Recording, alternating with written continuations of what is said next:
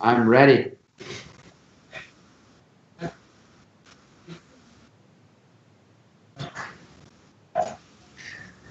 Okay, everybody, we are live with Coffee Break with Coachman. One more edition and one more great interview, one more great guest.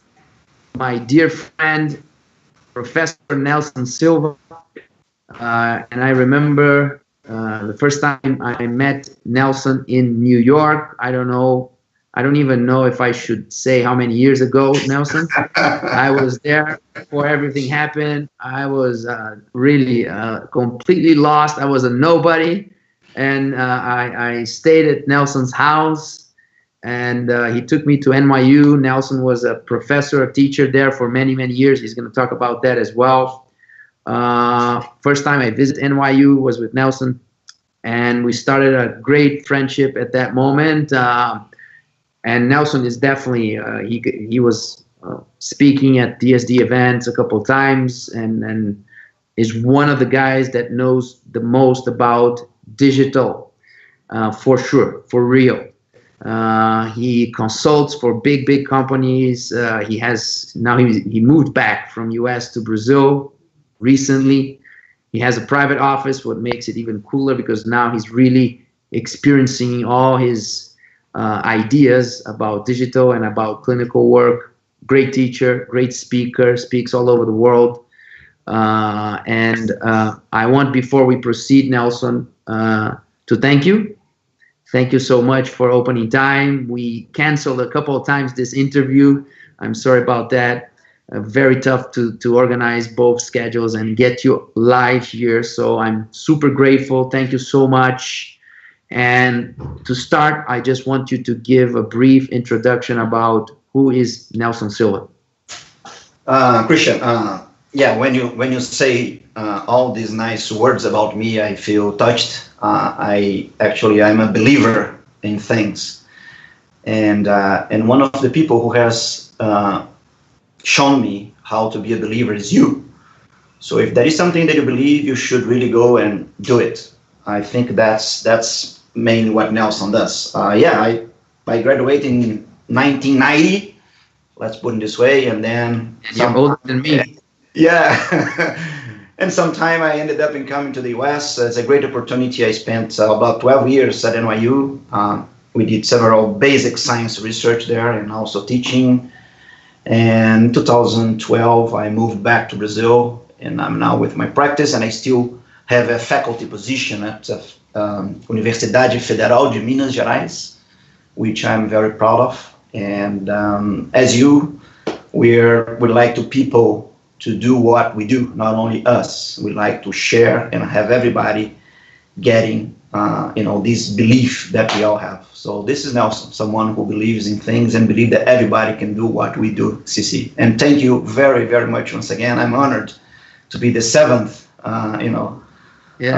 participant. And I see the other ones. Wow, what a opportunity! And actually, it put me in a very tough position, but we're here to talk, and let's see if people can really enjoy what we have to share. I'm sure the people will enjoy it because the topics are really, really strong. So now you can definitely go to the Best Practice Show page and share. Did you do that already? I don't see it on my. Just refresh the screen. Let me refresh it. It should be. It should be coming. It's. I have the Best Practice Show with. Just refresh the page and you will see us at the top. Hopefully.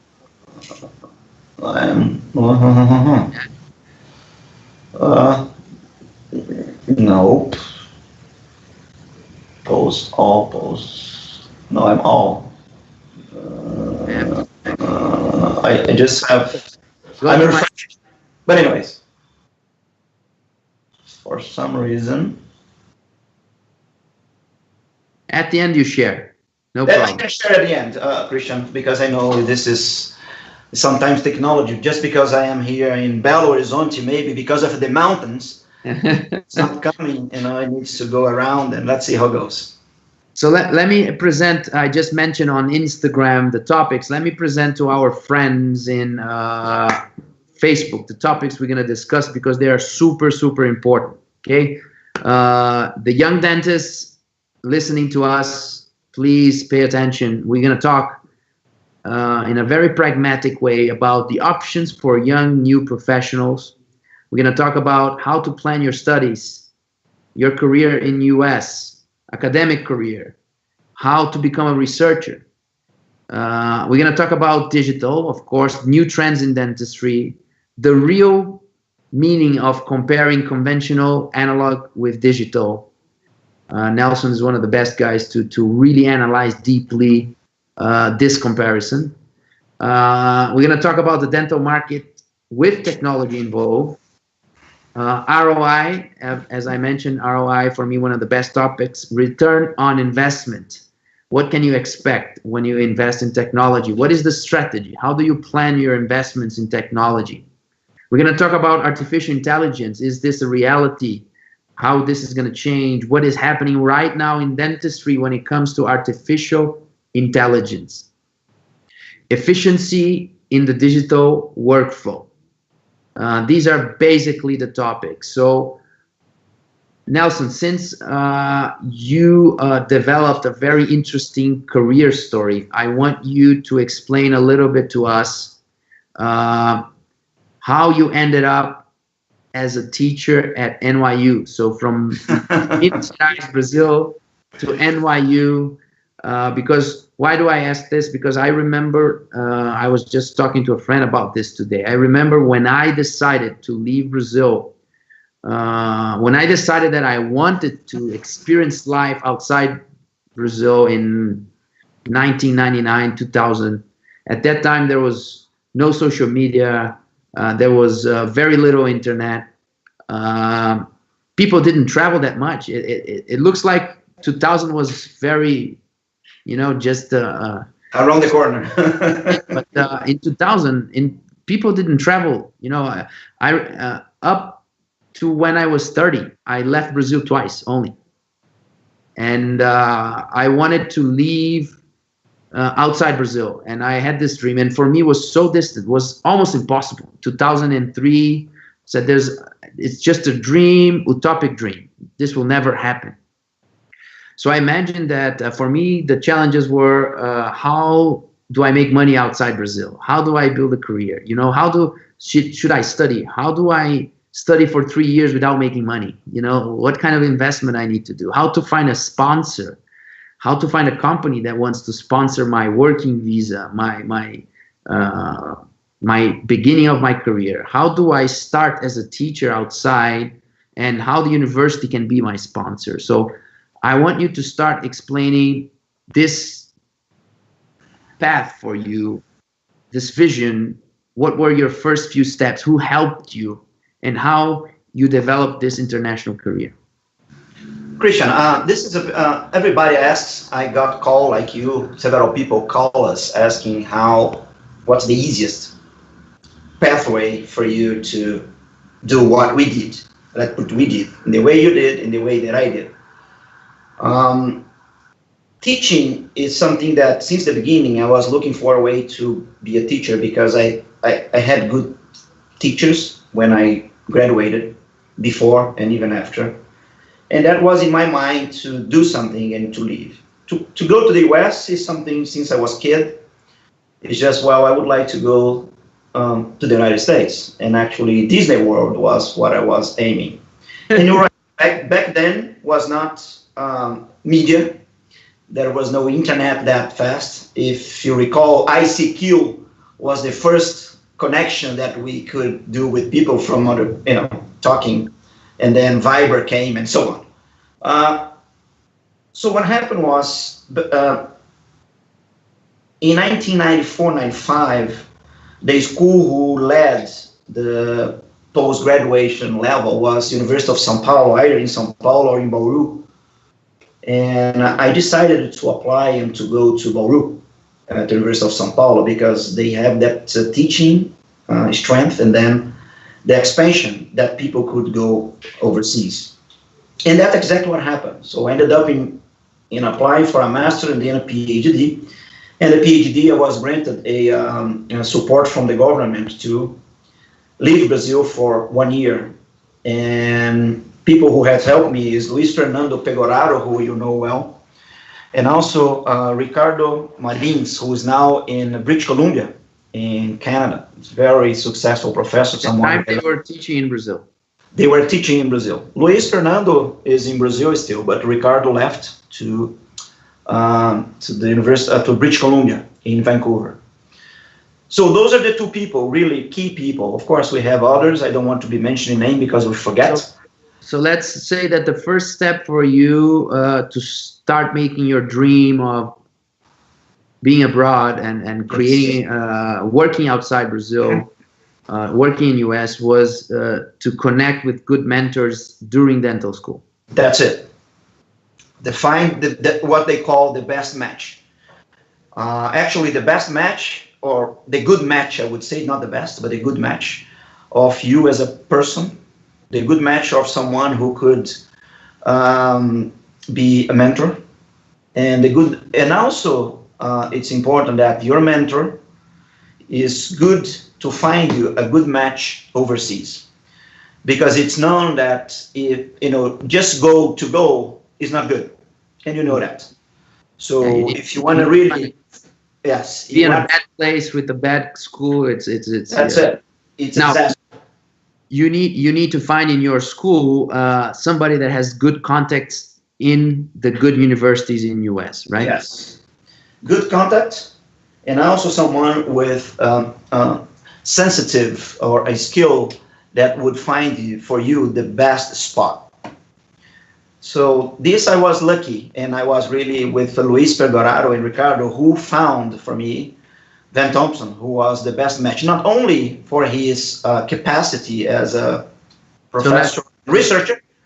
So let's just explain for everybody. So they knew Van Thompson, one of the top researchers at that time at NYU, right?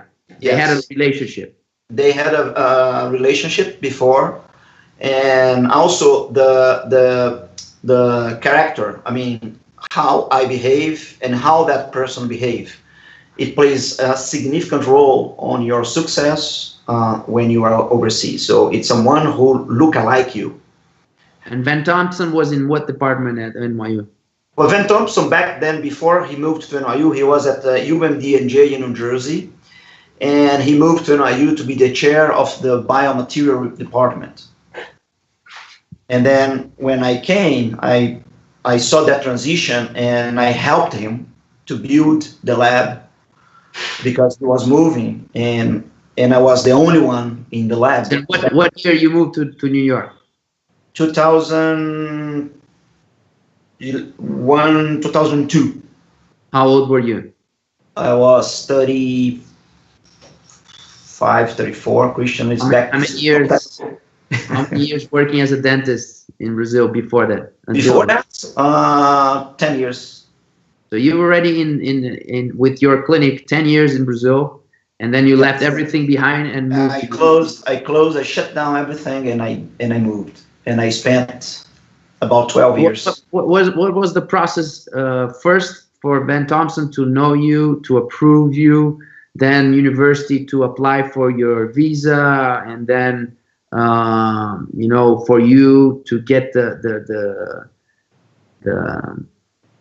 make the move with the family and yes. so on? Yeah, it's a step by step. For as a PhD student back then, when I decided to go, Christian, is a documentation that first of all is you send your intention to work with that professor. Usually, I ask people if they want to do in advance. And that professor send you an invitation letter. So in my case, I used that invitation letter to apply for funding for my trip using one of the Brazilian departments that funds people to stay overseas doing PhD.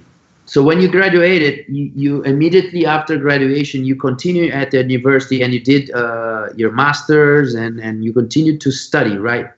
When I graduated, if you start from really the beginning, I ended up in going for residency courses to improve my skills as a clinician. And at the same time, I started working in some private universities to improve my skills as a teacher. So you always had you always enjoyed teaching? That was something? Yeah. Always, yeah. It's the feeling of you can do, you can share things to others. So you decided to pursue an academic career as you were in dental school? Yes. At the end of the dental school, I would say, motivated by some good faculties that we had back then. It's a motivation. So you wanted to work as a clinician, but also have an academic career? Yes, that's how it works. And how attractive it is to be an academic professional? Christian, I would say that back then was very attractive.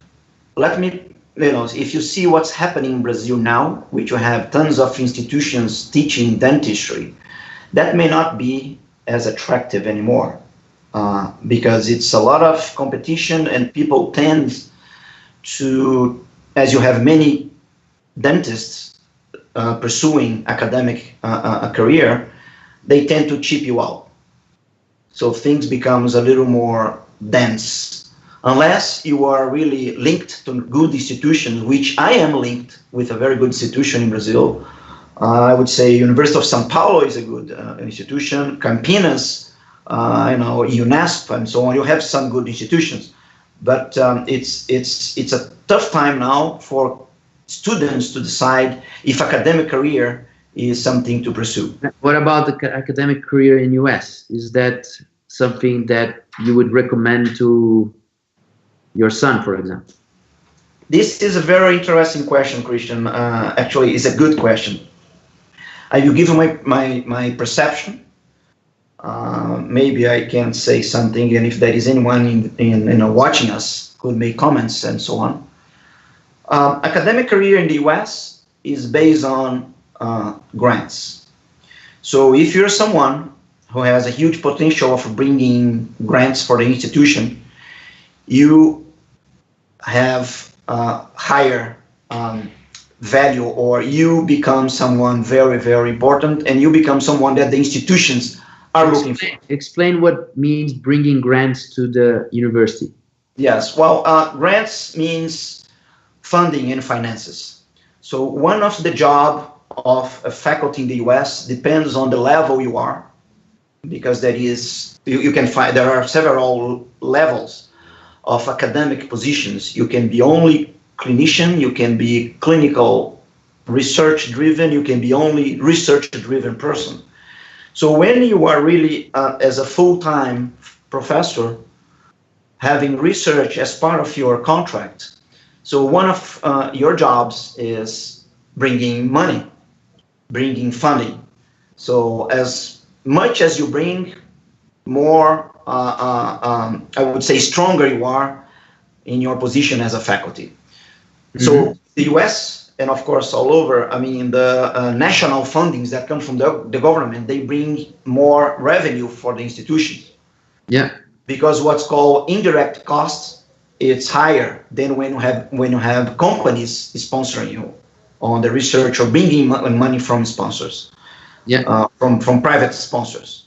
So that's where is, if you are a successful faculty, or if you're not a successful faculty, that's what really put on the pipeline if you're gonna be successful on your career, and if you're gonna move the positions, and you will be asking for more salary or more money when you move ahead on your career. So in the US, the institutions in general, they hire people if you are a foreigner and you would like to go to the US. So one thing that you should keep in mind that, okay, I want to go to the US as a faculty. What's the potential I have to bring in money? So when you go for your interview for the position, this is something that you should show, at least a track that you have funds from private institution, and preferably. So summarizing with easy words means bringing grants to a university is bringing money. right? Yes. Meaning how good you are to attract companies to invest money in the university. That's it. Okay. That's so it means that you need to be good lobbyist. You need to be good connecting with people. You need to be able, otherwise you're going to depend on a simple salary. Is that what you mean? If you want to really create a good financial career as a teacher, you need to understand that your simple salary will not be amazing. Yes. And you need to be able to create great connections with companies to be able to convince companies to invest in projects, invest money in the institution, in the university. Exactly. So if you're a foreigner and you don't have, for instance, license to practice outside the university. In my case, I have a limited license. I practice inside the institution. So if you don't bring in money and just want to rely only on your salary, you become very weak, and the school can fire you at any time.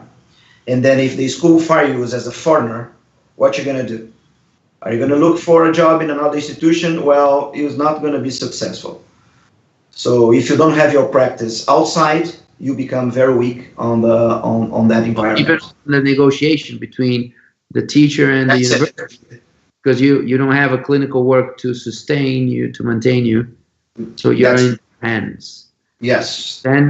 Then you need to become even better with the companies, meaning that as you are a clinician, before you enter this path, maybe it's a good idea to, as a clinician, create great relationships, great projects, great research, great articles, great publications that makes you a good speaker for companies. So when you enter the university, you have those connections. I would say that probably today, if you re-enter the American academic world, you will have a much better situation than when you started. Because I remember for many years, the reason why you left is because you were on that situation that you just mentioned. You couldn't practice as a clinician.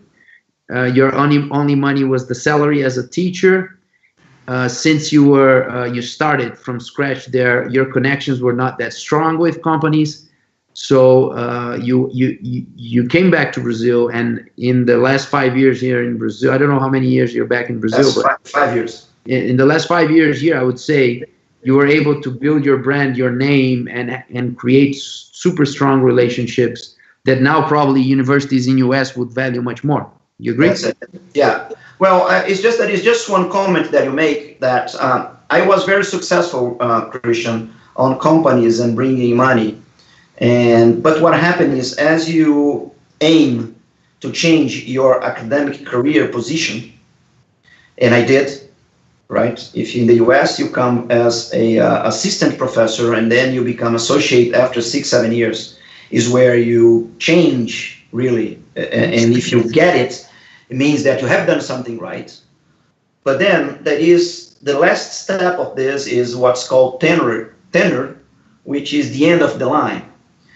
So for having that, especially at NYU, the requests are very hard.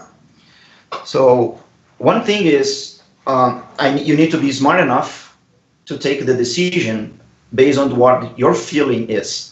Mm-hmm. I was successful in bringing money from private company. I tried several times to bring in money from the government. Mm-hmm. And I was unsuccessful in bringing money from the government. And then that puts you in a very delicate situation, and again, puts you very weak when you are moving forward for the top, which is tenure. So I could have got it, I could have gotten it, or I could not. So I never know, because what I did was I left before. Mm-hmm. In a feeling that, okay, I'm missing something here and there is something disconnected. So it's better off if I, at this point, decide to move, because I still have the strength to move and build up things again in another place, which is my country. And then if I come back again, would be in a different spot, as you have said. So you change the side of the table. You become strong in other things. Now, probably to strengthen for the ones that really want to build an academic career, we know that understanding how to build researchers, how to be a researcher, is a completely different thing than being a clinician. is a completely different thing than even being a good speaker. Yes. Being a researcher requires a different level of skills and different type of skills. And yes. And probably one way to attract grants is to be a great researcher, because at the end, companies want good people on their side developing researchers that somehow can help them promote the solutions that they're selling. Right? That's it, Christian. That's it. So how can somebody become a good researcher? When did you realize you liked research? You know, because I, for example, in dental school, I realized I didn't like research. I was never into research. I didn't learn the steps to do a proper research, you know. That is one component which was my experience, Christian, that we in a dental school, especially the dental schools in Brazil, we don't get very strong basic sciences in yeah, well, in PhDs, for instance, in operative dentistry, PhD in prosthodontics, PhD in some of these PhDs, you don't have the very strong basic knowledge. So it's very strong in US, right? US, but that's it. So you become really almost an engineer. You learn how to do research in US.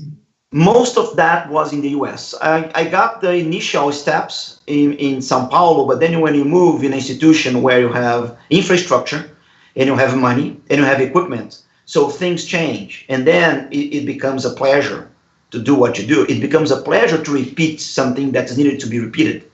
It becomes a pleasure because you have a structure, the physical structure of the institution, you have finances.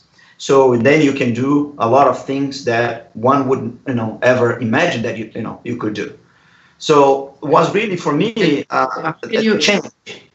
How can you explain, for example, since Brazil is really, we know, weak on forming researchers or teaching us how to be a researcher, even how to read an article, even how to write an article here.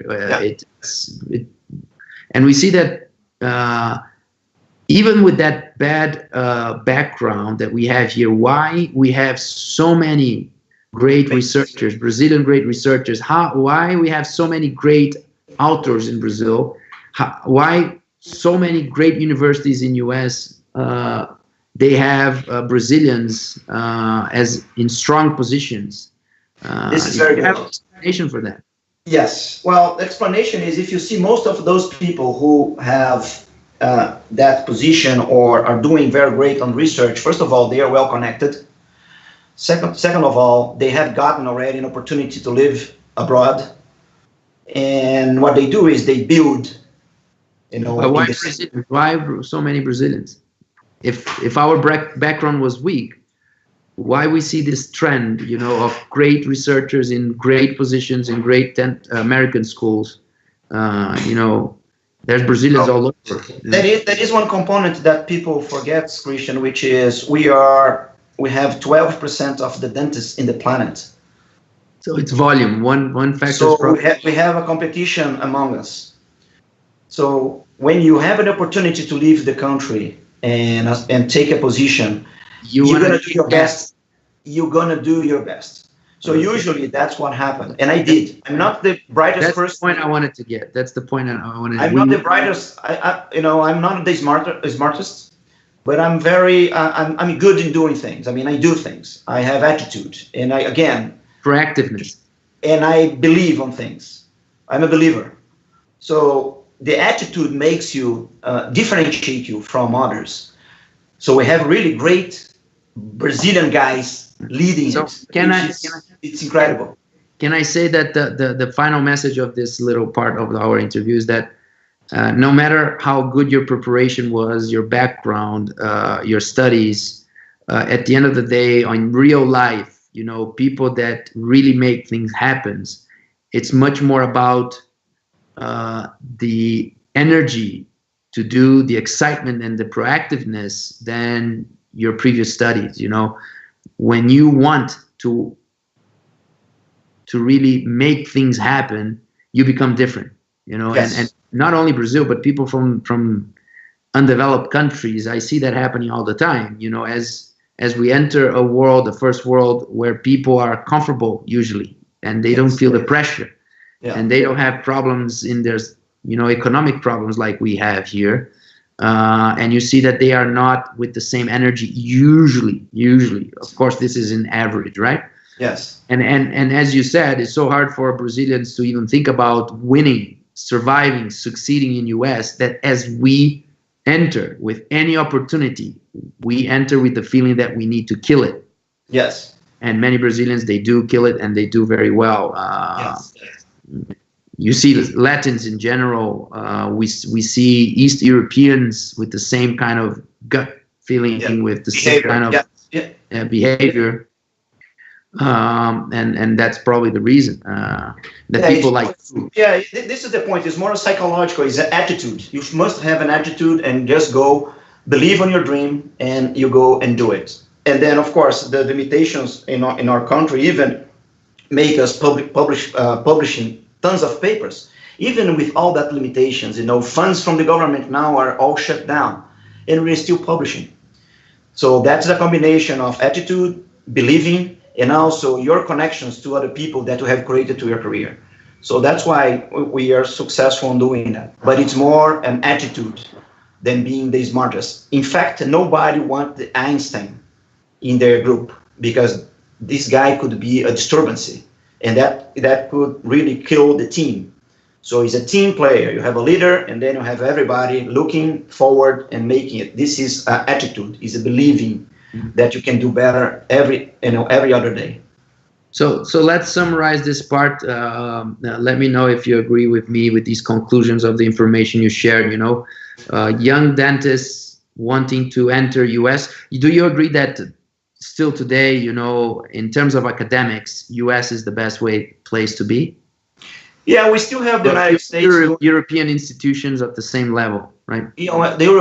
Some of European institutions are doing really good, but it's not all of them. I'm not going to name, because I have gone for some. You have a good. But if you look at a lot of faculties from those European institutions, they come to the United States for a certain period of time. Still the place to be, right? As a teacher, academic, research. They have a mentality of changing. They have a mentality of predicting changing. They have a mentality of, okay, let's try and experiment. Support change, support ideas. And support ideas, and then you build that, step by step, with a very strong regulatory process. That's why we all go to the United States. So things are happening. So that's another conclusion. Things are still happening in US, best institutions in US, best opportunities in US if you want to pursue an academic research career. That's it. How to plan the way to get there for people from undeveloped countries or growing countries like us. I think the first step you mentioned, create a very good relationship with great mentors at your local institution. Yes. Find people that understands the international environment. Yes. Start to feed this possibility. Let them help you find the connection in US. Then you need to impress the local US guys, and you need to show this proactiveness. You need to show that no matter what, you're going to do whatever they ask. You are full of energy. You're humble. You're smart. I think that's a beautiful combination when you show you're smart and humble, and you're full of energy.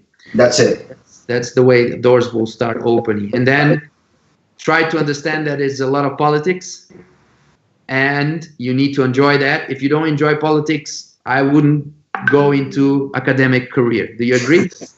Yes, I do. We need to. You must have patience. You must be smart enough to pick it up when things are happening. But we need some political attitudes and some connections, knowing the right people. You need to have a stomach for that kind of stuff, right? Yeah. Oh, it's part of the game, but it's a big game. It's a pleasure, actually. You need to enjoy the game, right? You need to enjoy the game of being in politics, being in institution, in university.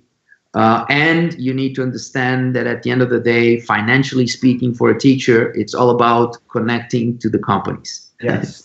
Well, we need that, Christian. If you see, then we can move to the other topics. But if you see here, Ben, can you just pull slide number 2?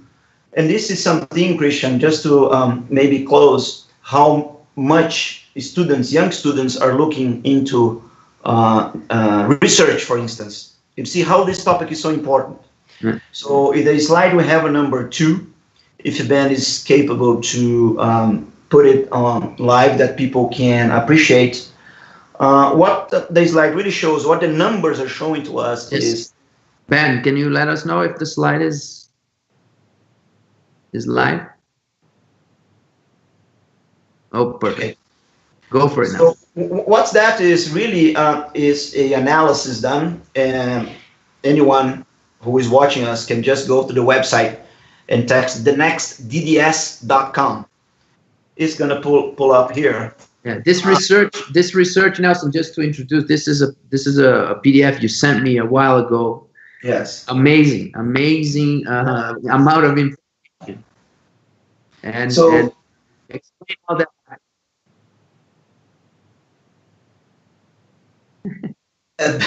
Ben has his kid with him.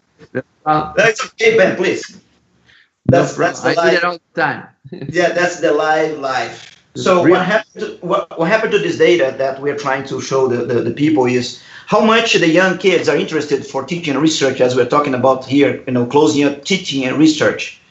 If you consider that in 100%, if you create a pie with 100%, 0.5% of the young students are looking into research and teaching. This is a study from dental schools. 0.5%, which is 0.5% of dental students want to pursue an academic career. Yes, this is very little. And that was done in the US, and that explains why we have a lot of foreigners taking spots at American institutions. Because the students from the United States, since Americans are pretty smart with money, that's probably says that the academic careers, you need to have a lot of passion. But there is a disconnection, because we are just saying that the United States is still the place to go. Mm-hmm. But now the majority of the faculty at one point will not come from the United States. It will come from overseas. Yeah. So those numbers for foreigners, the academic career in US, it's still better than many of the opportunities that we have in our own country. That's it. But in US, Americans that can do clinical work will make much more money doing clinical work. So only 0.5% have the passion, because then it's pure passion. That's it. It's intriguing, and this needs to be changed somehow. I don't know the formula, but needs to be rethought. That's my take. In fact, is everything that we're saying here is what I think is my perception and my experience, and just to make clear that for the people who is watching us. Now, just explain the rest, since we are on this graphic here. We have explain the other categories. So this research categories are private practice, 30% in average at the GPR. What is the first one? General practice. This is, hold on, let me just see here. GPR, general practice, residence. Well, let me just check out. It's probably something related to private practice. Graduation. Huh? Is related to postgrad. Well, maybe someone from the audience can just help us on the GPR, because I actually lost track here. But what's important, Christian, see, private practice, 30%. Mm-hmm. Ownership, right? And we go for 15%, right? Government service, 11%. Wow, that's a lot. No, group practice, ownership, only 5% plan on owning. Yes. Yeah. And that is a reason, because they have debts to pay. Yeah. So if you see the big pie here, the GPR, it's this is, let me just look here, look up on the GPR. 1 second. You can make any comment, Christian, while I just look into it. No, just to give the right information to people. Just Google it. Because all these are, it's critical for everybody. It's a pity that the pie is not. The other graphic shows. Look at the other. What is your anticipated indebtedness as a student when you finish school? So you have $35,000 and plus with 20%. 20% of the students will have more than $350,000 to pay in debt. No, but if we sum up all the gray ones, we have here 30, 50, 60, almost 70% of the students will leave school with more than $200,000 in debt. Yes. So that's the reason why they usually don't want to own their own office. They want to work for somebody else. Yeah. And since this research was developed by DSOs, by group practices, by chains, this is probably the number that they wanted to see, right? To see the opportunity of hiring this. GPR is group practice. Okay, yeah, group practice. It's so simple. I mean, we lose it. Yeah. GPR is group practice. Why? Because they have a job. If they have a job, they can pay the debt. No, that's what they want. So what they want, almost 50% goes for being hired by someone. They can pay the debts. Perfect. It's so simple. I'm sorry. It's so simple that I got lost. But it's a group practice. I'm sorry. So anyhow, this is what's available. The final question here: do you see? We know already that education in Brazil doesn't dental schools don't support that much research and this academic preparation. But as a clinician, do you see a lot of difference between what a student learned in Brazil and what a student learned in US? What is the difference in quality? We are well prepared, Christian. I have experience in the institution that I teach, which all the faculties are PhDs. Okay? University of São Paulo, all the faculties are PhDs, which means you have a good teaching group, you get good teaching, right? So the difference becomes is some material funding for what you're going to be using and how, for instance, especially nowadays, one can implement technology to the teaching or to the school. It's investment. But don't you think that that's definitely a differentiation? Institutions in US they have a lot of money and they have the support, access to these technologies and digital dentistry. But I go to universities in US and they are completely underutilizing the technology. It's almost like not having. They have everything there, but they don't use it or they don't integrate the digital technology into a decent workflow. There's no real digital dentistry teaching. Why that happens? You know, they have all the opportunity to change and to really bring these new things to students. And the richest, best dental schools in US are almost like zero in terms of really bringing this to students. One point of that is, I believe, is the academic curriculum that needs to be changed. So you cannot implement things if there is no academic curriculum bringing up that to take place. And also we have other component, which is the combination of the basic principles that cannot be forgotten, the basic principles, basic biology, basic occlusions, and so on, and connect that to this new era where things can be done in a digital environment. So to make this happening, you need someone making that transition. And the transition includes having faculties in it. So a lot of the clinical faculties coming from some of those institutions, I would say most of them, clinical. Some of them just retired from practice and then they take a simple position as a clinician.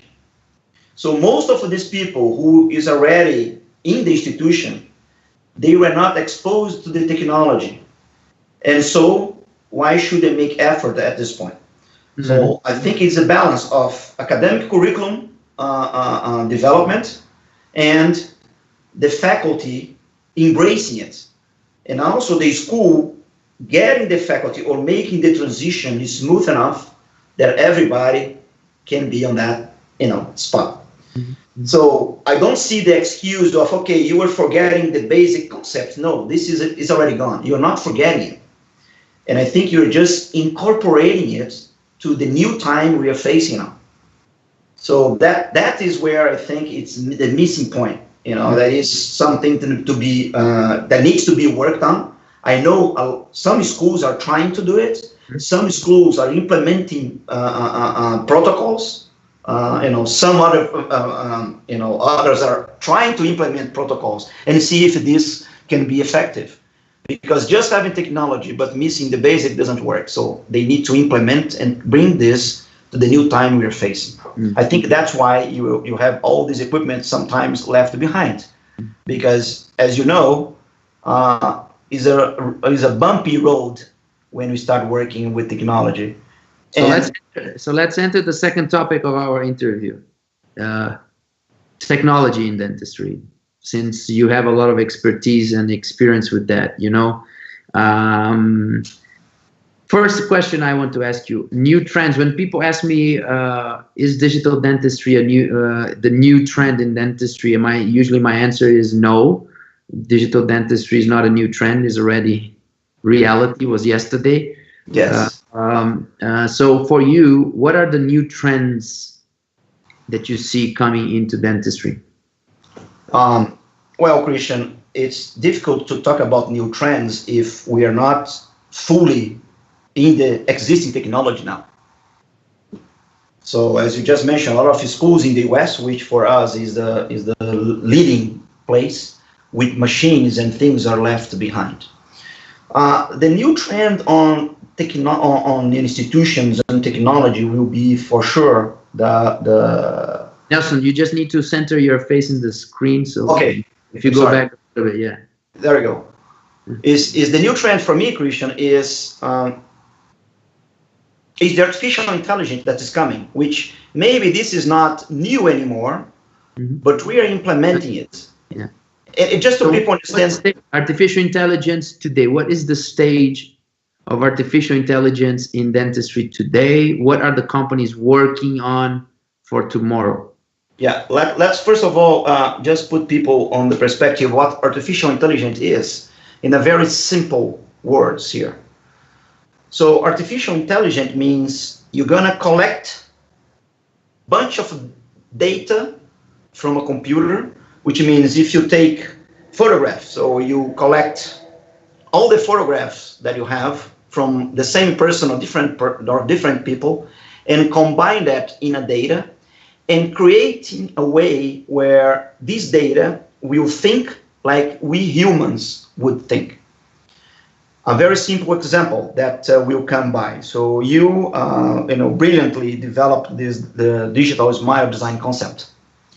So if we start collecting all the designs done for people with some proportions in face and so on, and imagine that you have 500,000 scans of faces of people combined to that smile that you develop A, B, or C.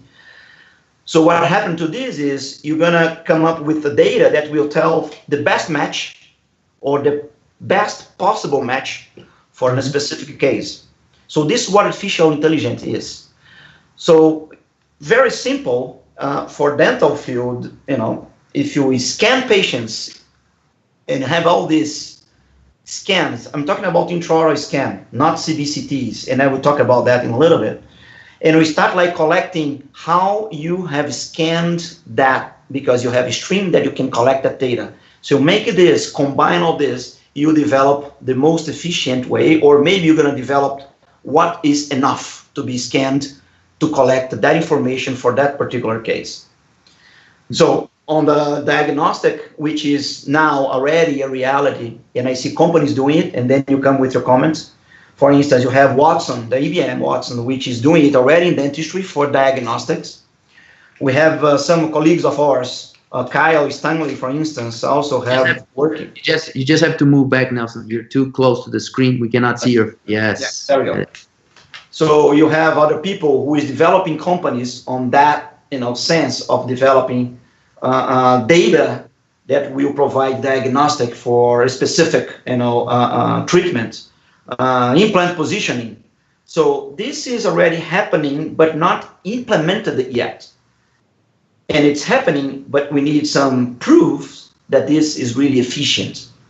So I think that's the trend for the dental field now, is getting all this data, because we are now collecting data all over, right, Christian? We are getting data, and that's what's going to happen to our profession. So you're going to be more efficient, and everybody will be able to be sure, at least at a certain percent, high-end percent, maybe 90% or 95% of what he or she is doing, it's correct. It's very simple to understand to see the power of artificial intelligence and how realistic this is. A couple of examples. One example, very good example, is Invisalign, right? You have now a computer that is moving teeth, right? That's it. One thing is technology today. You have a software that allows you to move people's teeth, right? So you buy the software and you can move the teeth and you can develop appliances. So that's an orthodontic software. But who is making the decision? Is you. It's a human using technology to move teeth. So this is the first step of technology helping us, because it's much easier to move teeth on the computer than to move teeth on a model and set up all the models with all the movements. Mm-hmm. So the software is helping us because it's allowing us to move teeth better, more precise, easier, right? Now, the next step is artificial intelligence, meaning that suddenly that software that is helping you move teeth of 10 patients per month, meaning 100 patients per year, let's say, is the same software used by 1,000 different doctors doing 100 movements per month, per year.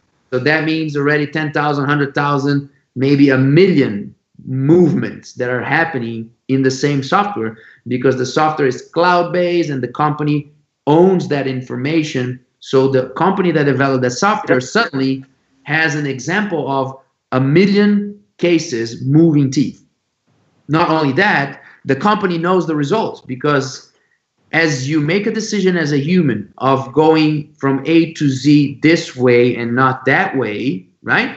Mm-hmm. You have consequences. Sometimes you make a good decision, sometimes you make a bad decision. Now the computer is learning the consequences of your decision.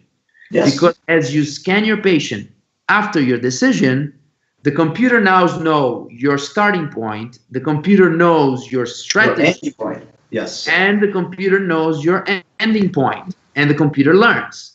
And with 1 million cases, the computer learns that to go from A to Z is better to go that way, not this way, according to 1 million cases with 96.5% result, right? Yes. So now what the company needs to do is to take that information and bring that information back to the software and tell the software to think for us.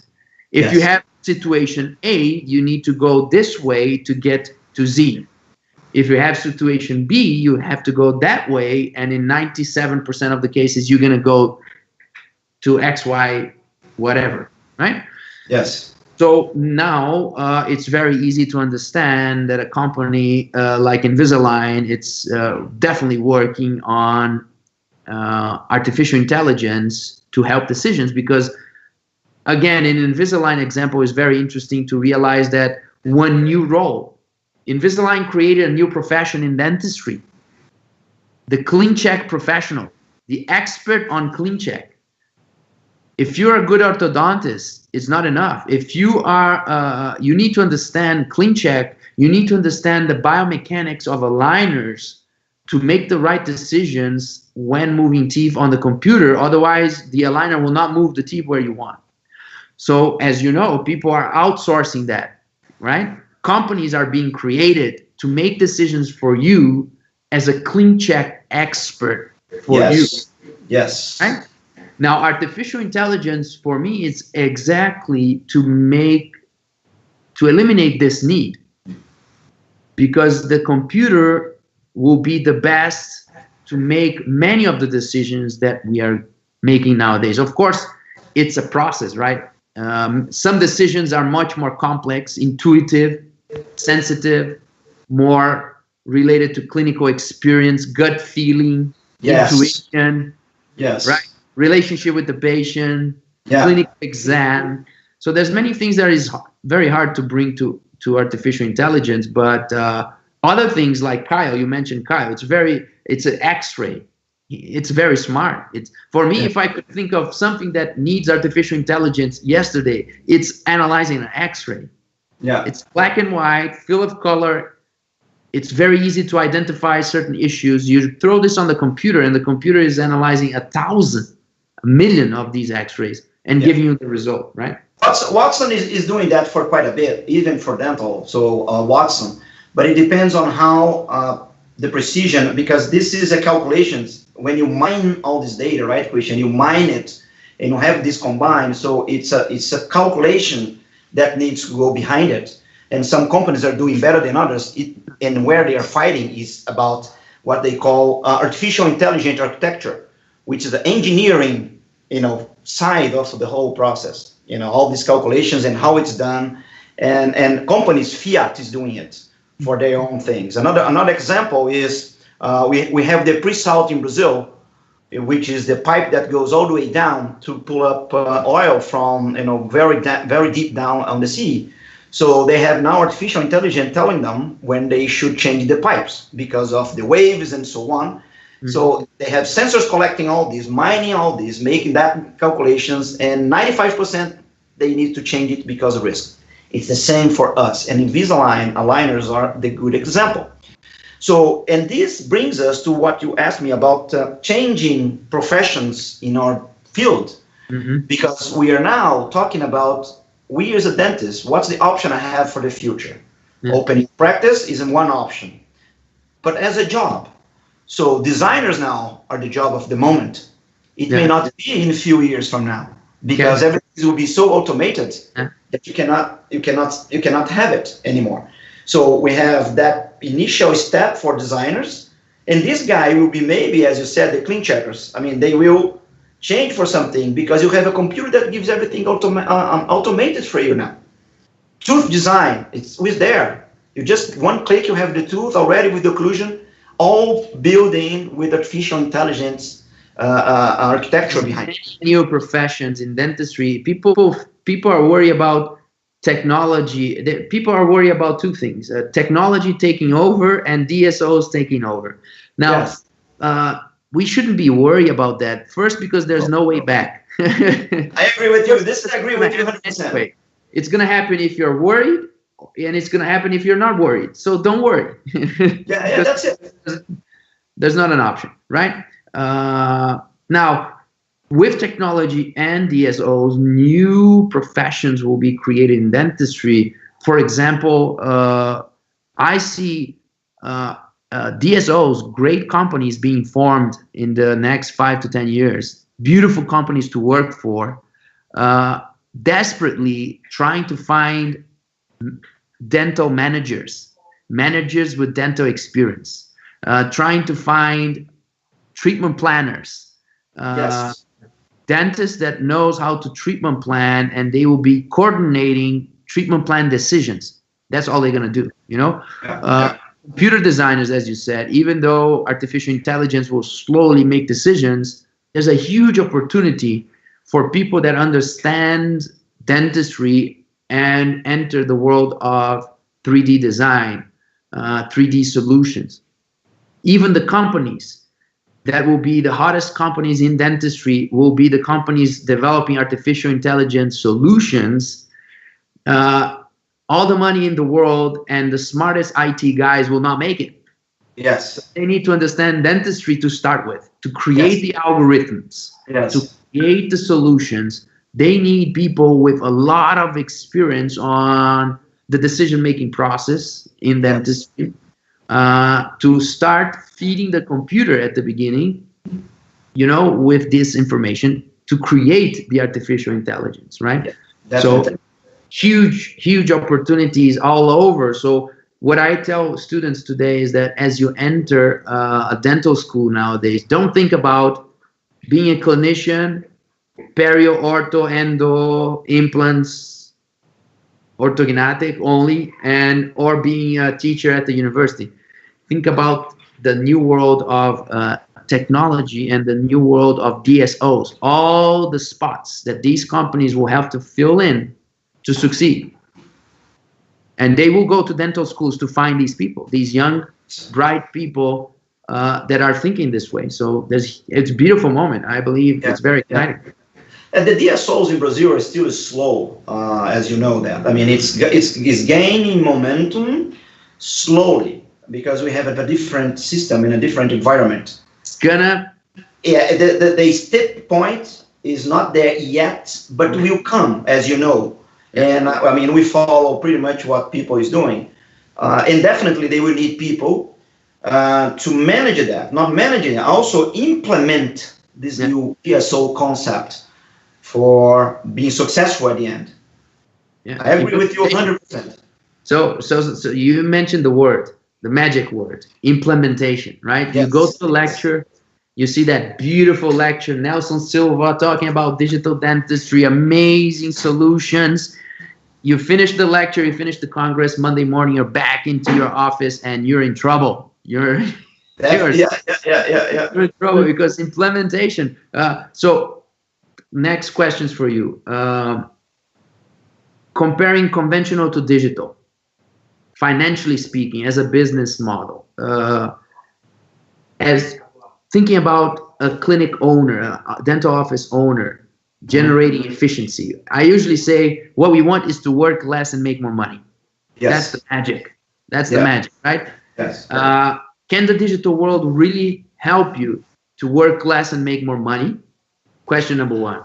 Okay. And question number two, how to organize your investments, how to understand ROI, return on investment, a word that 10 years ago I didn't even know the meaning, and I realized that many dentists didn't know at that time as well. So how to create a financial strategy to translate your dental office into digital? It's always a good question. One thing that's important, Christian, and this is what I believe is you need everybody, regardless the type of clinic or business you have. But let's go first to the first question, Nelson. Go first. Conventional versus digital, analog versus digital. Before we talk about how to implement and invest. Okay. First question is, can digital really help us? Because we believe in digital, and we know that DSOs are investing in digital, and the future is to run offices through digital technology, from management to finance to clinical to production to marketing. Everything will be digitalized. But today, what is your thoughts about how much more efficiency and differentiation you can achieve with digital when comparing to conventional? I think the breakthrough on that is the intraoral capture scanning. This is really a big change. When it's possible for you to capture whatever you want to do, and you want to make a production, whatever production that would be, so if you can capture intraorally, you have a significant change on the efficiency of the process. So I would divide it in two different things. One is capture the information and sending over, and the other one is capturing the information and producing in-house. Two different investments and two different models. And those are strictly related to the business profile. If you are alone in your practice, or if you're two guys, three, or if you're a big DSO, of course, all these change. We cannot, at this point, skip the conventional. We cannot. It's very simple that we still need finishing. And finishing a process. So the remaining manual process, it's still most of the devices that we produce digitally, they need some kind of hand finishing. That's it. But it's down to that final little step. In Yes. most of the devices, right? Some devices require intermediate handmade procedures. Yes, and some not. So that is analogic. Not only this, this is a count of time. It depends on how a business is developed, is how much hours it takes for me to get that production finished. So if you see now, for instance, very simple, if you have ceramic restorations that need to be baked for any reasons, for a glaze, for any reasons, we're talking about 20 minutes. Furnace plus something, which means as much time you gain in the beginning, you have a bottleneck at the end, either polishing, baking, and so on. The other point of this is what we are producing. Example, stone now, if you take impression and pour stone, is cheaper than printing. Not only is cheaper, is more consistent, because the printing strategy is a learning curve. So if I buy a printer and you buy the same printer, and I bet we're going to produce two different models using even the same resin, using the same setup recommended by the company. So which means an analogical environment is there. So there is no dispute one against another. There is one complement another at this point.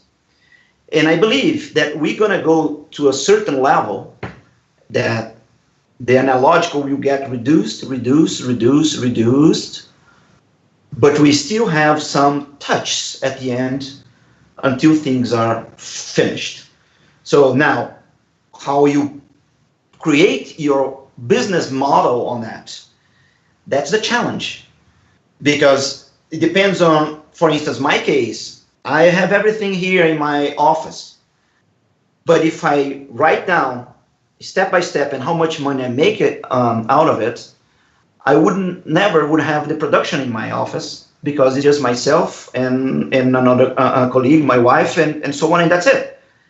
However, for me to teach and to learn all this process, I needed to go into it and feel and get sometimes really pissed because things break, bird doesn't work, machine stops, maintenance, and so on. We can talk about that for hours and hours. I have spreadsheets all over about this. And then at the end, you feel that, okay, why I should invest all that amount of money if everything that I do still needs a lot of analogical component here.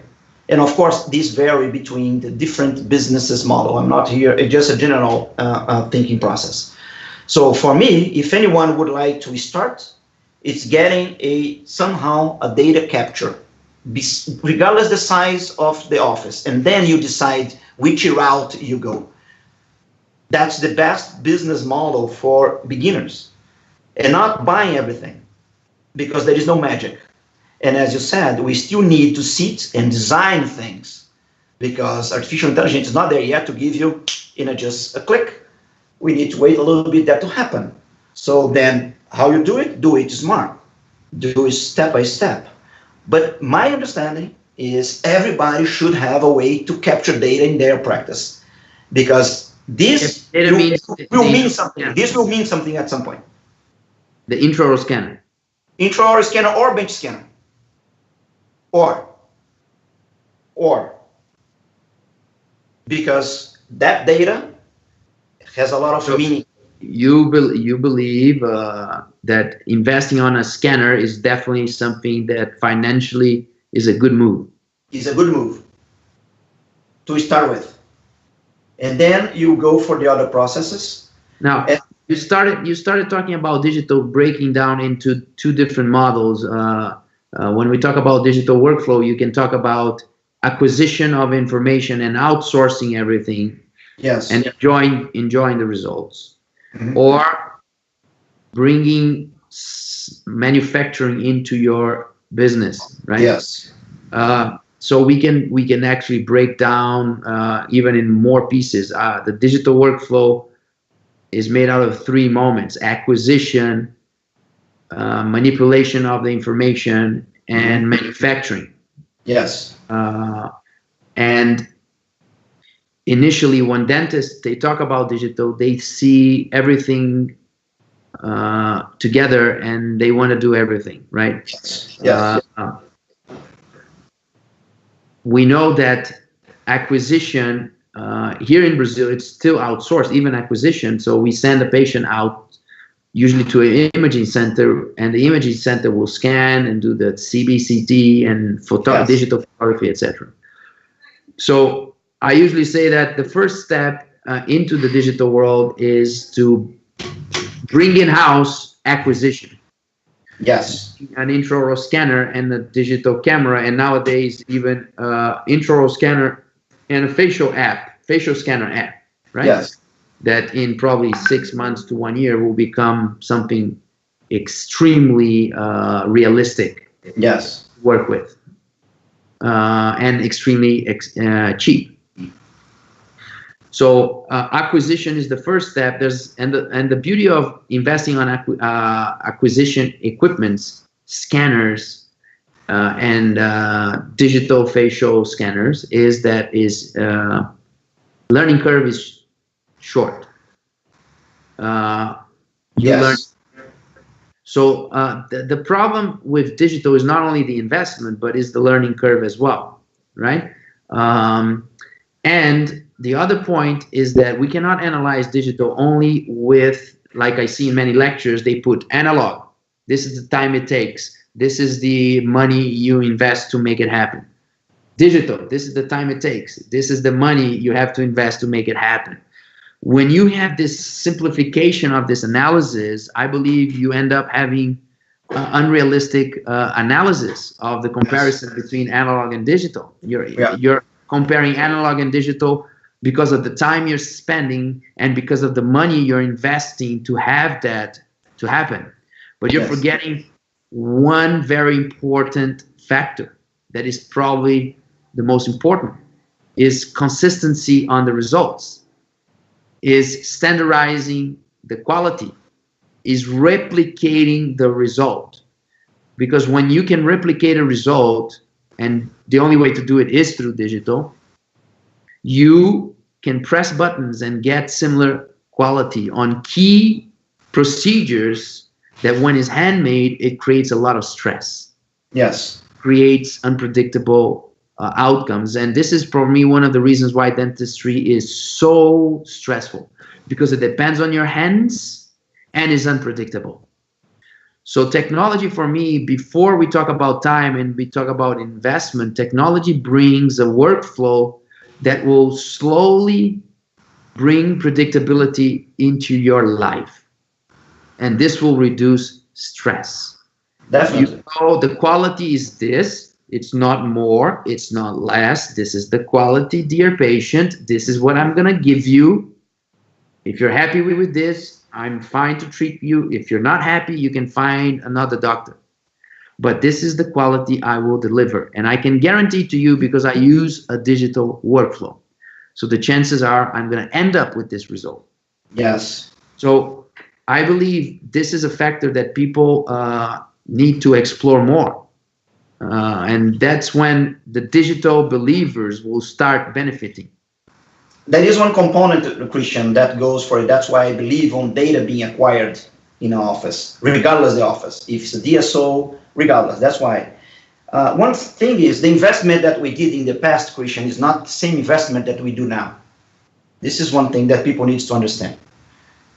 Before we just buy a light cure unit, some other things. Now you need to buy a data acquisition process.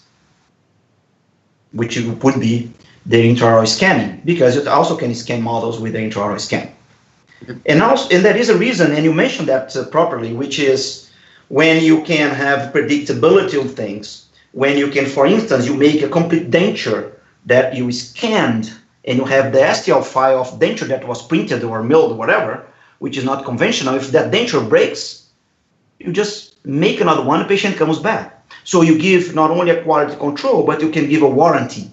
Yes, but look at this, what you're saying. Look how powerful this is, because then smart dentists that are really investing into digital, they will start to create services that you cannot provide without digital, you know? Yes. And this is related to marketing. If you can do a denture and you can tell your patient that if he's in vacation in Paris and that his denture breaks, you can press a button and ship an identical denture in 3 days, you know, 2 days. No. You have a partner in Paris which is going to print it out and ask your patient just to stop by on the next day. Yeah, even that you have a network of people that you have a connection that you can reach through your digital company that can print or mill whatever you need there and deliver at the hotel to your patient. And identical, same. And which means you have your patient secure that what you're providing and offering, you can guarantee that you can rescue him in a hard time. And the other point is, never in our career as a dentist we could monitor our patients properly. So if my patient comes today, I did the treatment, I scan the patient, and it will come very soon, my friend, that you can just immediately get one scan, which is happening, monitoring, creating a timeline of that patient. And that is something that we never have that easy done before. How many times you have a patient come from orthodontics that you don't know if the occlusion is good. And then on the old times, what we do, we mount an articulator. And everything messed up because you have braces and so on. Now you can scan and check it.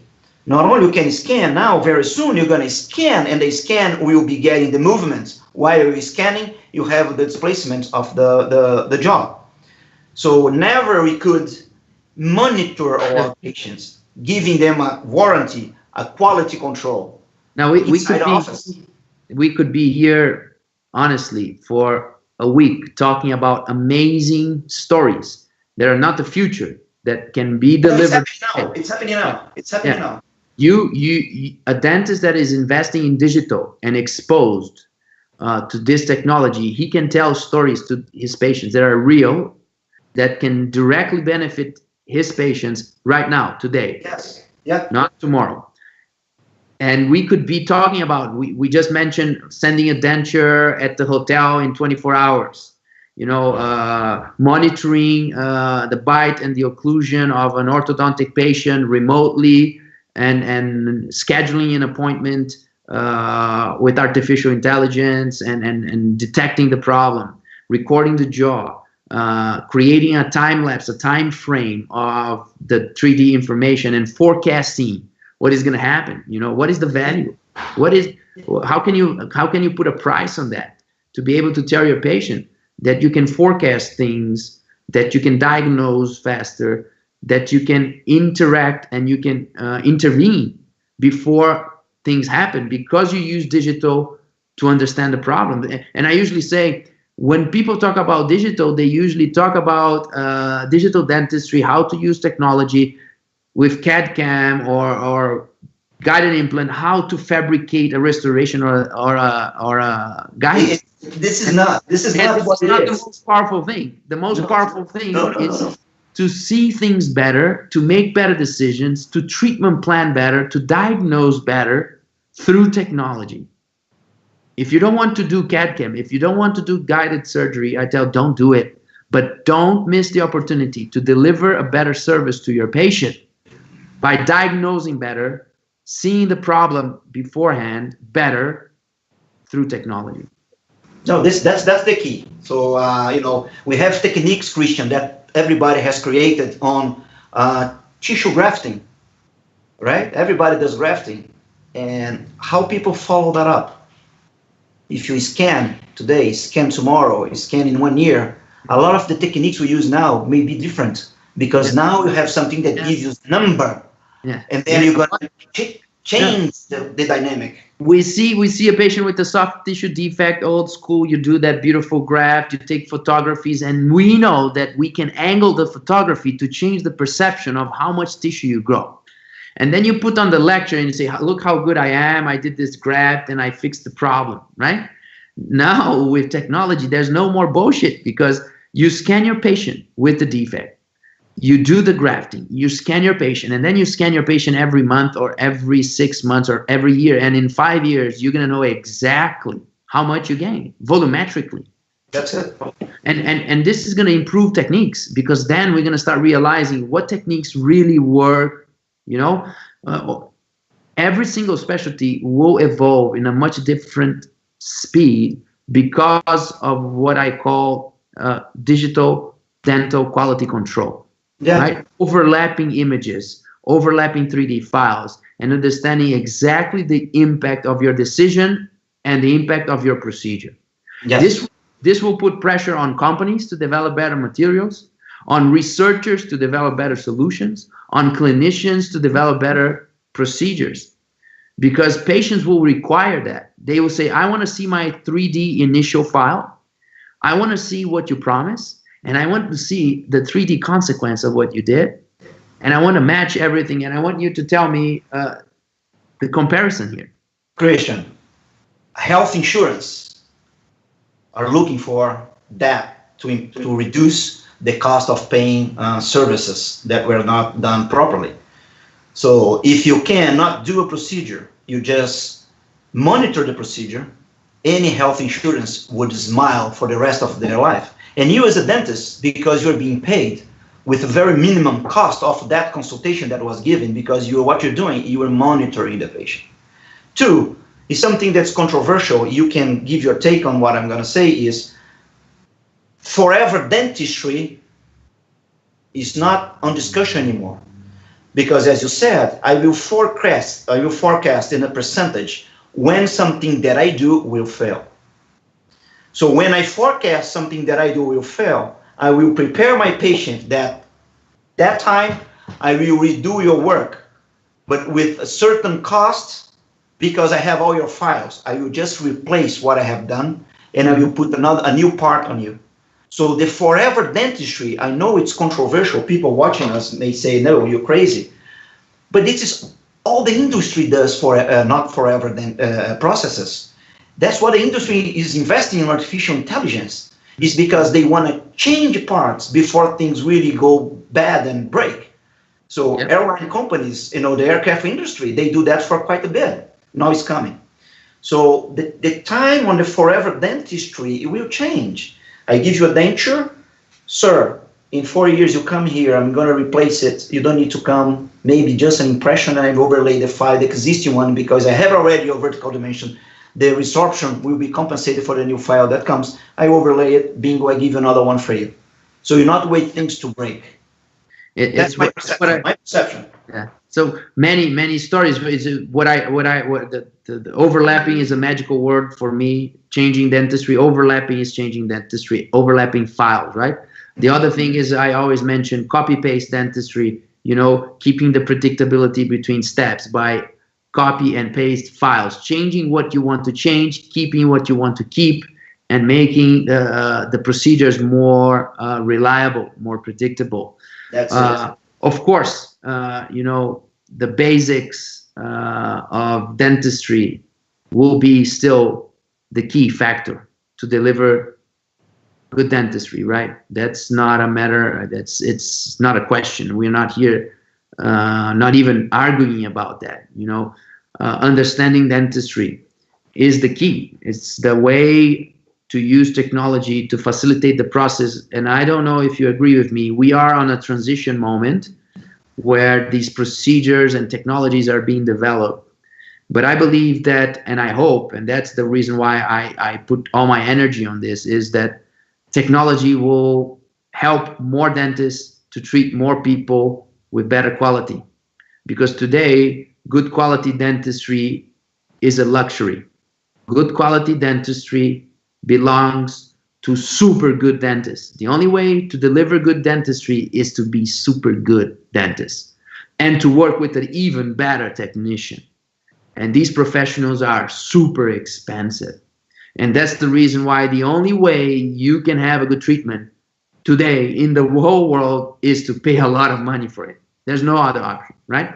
Yes. You don't have money, I'm sorry. Either you have a relative that is a good dentist or you're probably going to suffer. And that's the reason why we have research proving that areas in the world that are so poor that don't have dental care at all, people have better oral conditions than areas of the world with dentists. Dentists. Right? And that's actually sad for our profession. So yes. I believe that we need to push technology to make quality a little bit more democratic, right? And we need to believe in that. Otherwise, nothing makes sense. Nothing. No, not at all. I agree with you 100%. And you hit the point. Technology is for everybody, all of us dentists. I would say technology is for all of us dentists and not for few. And technology is for every patient, not for some. That would be, a statement that would fit. Because I agree with you, things can be done in a good quality for everybody. And it's interesting you said about the good oral health condition of some poor places. Because if you see, we have taught about cardiology and using fluoride to keep the teeth. But in fact, complete dentures, implants, business is growing. Which means everything that we have learned in the past about keeping fluorides and so on, because when you have all these massive dentists treating people, we're producing tons of complete dentures, hybrids, and so on, which should be the opposite. Don't you agree? So it's one question that I asked one of the pedo guys that talks about fluorides and so on, because when I showed the numbers on the growth of prosthetic components, the growth of the implant business, it's every year it's more and more implant being sold, more implant companies coming by, and it could be the opposite. So then we need to find, and the technology will bring us that perception. And just for you, before you just go for any other comment, it's about, we are not here saying that the basic concept needs to be forgotten. That's not our job here. We are saying that the basic concepts need to be dealt differently with the tools we have nowadays. So it's a misconception of forgetting things and changing how the things are handled with the new tools that we have now. I want to make two final remarks, and I want your opinion on this so we can conclude this great conversation. I think we shared a lot of useful information, and this full interview will be divided in two parts, part 1 and part 2, Coffee Break with Coachman with Nelson Silva, and will be available in a few days in my YouTube channel. So for the ones that want to watch the whole interview with more time. But I want to conclude with two remarks, and I want your opinion. The first remark is this. We all, even people that don't like digital or don't see the need for digital right now, or that are not using digital right now, we all agree that at one point in time, digital will take over, right? Yes. 3 years, 5 years, 10 years. At one point, digital will take over. If digital will take over, I usually suggest, if we all conclude here that digital will take over, and today digital is already helping us in so many ways, why not jump in right now while things are still being developed, be part of this journey, because then when digital becomes the obvious way, you're going to be ahead of the others. That's remark number 1. And I agree with you. It's first mover advantage, becoming an authority, going through the learning curve, and as soon as one by one digital solutions become by far the best way to go, you will take the advantage much more than the others that are waiting for digital to become perfect here and there. Mm-hmm. Yes. The other remark, usually when I lecture in congresses, you have speakers before and after, and usually after I speak comes another speaker, and usually the speaker after me is not going to speak about digital. He's going to speak about whatever. And for one thing that I notice is that usually the guy speaking after me becomes very defensive. I give a full lecture about how we've been doing with all this technology, and usually this new speaker after me comes up on stage, and then you probably go through the similar situation because you also lecture about this. They usually just either start with a joke, or they try to minimize the lack of technology in their lectures as if they needed to give an excuse for not using digital, and they don't, right? But what I want to say is that usually it happened a couple times with me that the speaker speaking after me with no digital in his lecture, he ends up with the message trying to give the feeling that non-digital is the humble way of doing dentistry. This is daily, this is normal, this is easy, this is what I do every day, this is what I've been doing for 20, 30 years. And I have to be honest, that pisses me off because these speakers are coming and showing amazing handwork, beautiful direct composite, amazing ceramics, magical surgeries, really delicate procedures. After 20 years of training and having a natural gift with artistic hands. And then they show that handwork and they finish saying, so this is my humble daily work. What Christian just showed is super cool, super fancy, super sophisticated, but that is not for everybody. This is for everybody. And I'm looking at that and saying, this is not true. He's not telling the truth. He's not saying that he's an artist, that he's an amazing, unique professional that worked really hard for 20 years, that took 2,000 pictures of that case and did 1,000 times that restoration until he got to that quality. And he's in front of everybody saying that that is the normal, that that is the easy. And my digital workflow, that after 6 months of learning curve, anybody in the world can do it. Gifted or not, artistic or not, amazing professional or not, when you have a digital workflow working for you, anybody can do it with very similar quality. And that for me is why we need to create a paradigm shift. People need to start thinking that handmade is the easy, available for everybody, and that technology is the exclusive, expensive, sophisticated, and difficult. When I strongly believe that today is not at all. What do you think about that? No. I'm with you 100%, Christian. I cannot agree more. I just came from the Czech Republic, which is they're trying to change that mentality of people understanding. And that was exactly the same. I mean, we talk the same words here. It's a belief that things that can be for a lot of people give us much more pleasure than things that only few can do. So population in the planet is poor and get poorer. So, and it's a misconception that technology is there for a few. Technology is there to save those guys, to get them something that is decent and good, to, as you said, replicate it in any part of the planet, rich or poor. And the cost of that is actually not that expensive if the government really make the math and see how much this can be really used. So they will feel, oh, okay, this makes sense. I will, with this, be able to provide good service to the population, regardless where, because you can quality control what you're doing, and the government will be able to track down what was before and what was done. The same concept of health insurances and all of this. So, and as you mentioned, people must go for it. Understanding the 3 steps, as you said, is real design, and then some manipulation and production. But you don't need to produce anything. You can also use it for other things. So you're absolutely right with your remarks, and I think people need to get into it somehow, very fast.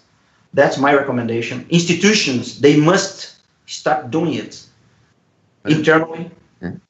This is the main reason why as soon as possible. I mentioned recently that in the near future there will be no space for amateur dental offices management. And the main reason is because when you see a professional manager, when you see a business guy, and you talk about these trends, they embrace it immediately. Even if it's not perfect now, if it's not ready here and there, they know that every solution that is developed in a digital process can be replicated. Yes. And every solution that is beautiful but depends on human hands or in sophisticated training, in exclusive skills, you cannot replicate. So they will invest in digital. They will find the solutions, companies and corporations, DSOs. And that's the main reason why I say that in 5 to 10 years, 90% of the clinics will belong to corporations. Definitely. I agree. Well, just keep in mind, blocks of ceramics were created for that, right? Why should I have all these ceramics being handmade if I can create a block which is industrially produced, and I have quality control of that block, and then a machine will mill. So it's not going to break. Well, it's going to fit or not is another story based on the way that professionals are handling, and this is getting better and better with the technology, of course. But it's a way that the industry really changed the concept of creating already quality controlled products that a machine will be doing instead of a handmade guy.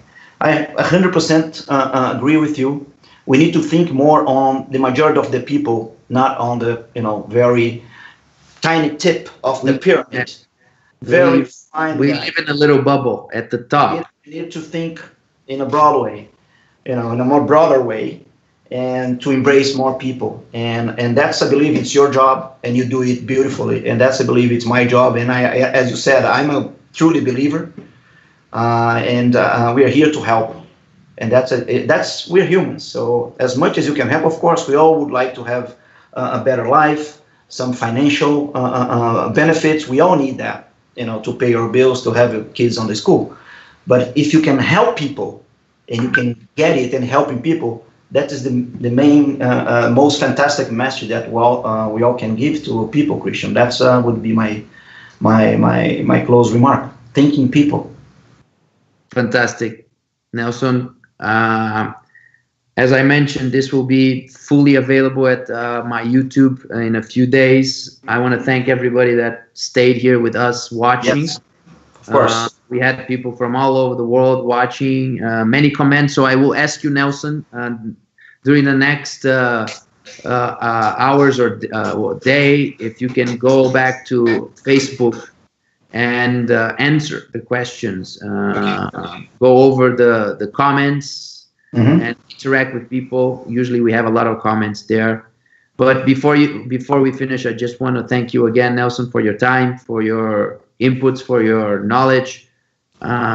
This is a beautiful journey, beautiful moment in dentistry, super exciting, and I wish you all the luck in your projects. And I know we're going to be working in many things together in the near future. So it's always a pleasure to be with you, my friend. No, it's my pleasure, Christian. It's an honor, a good discussion, and being, very frank and open. I believe people from the other side, watching us, could sense that what we're doing here is a truly belief that, it's for everybody, and it's a feeling, as you said. You must have guts for things. So when the interview came and we're discussing here, is all my guts that I'm showing what I believe and talking to you the way that I talk. And once again, all my respect for your work. Thank you, Cici. Really appreciate our friendship and appreciate being here. as one of your speakers. You take care. And see you soon. Thanks, everybody. See you with the next interview. We already have a another great interview schedule. We're going to promote it very, very soon. So see you all in the next Coffee Break with Coachman. Cheers.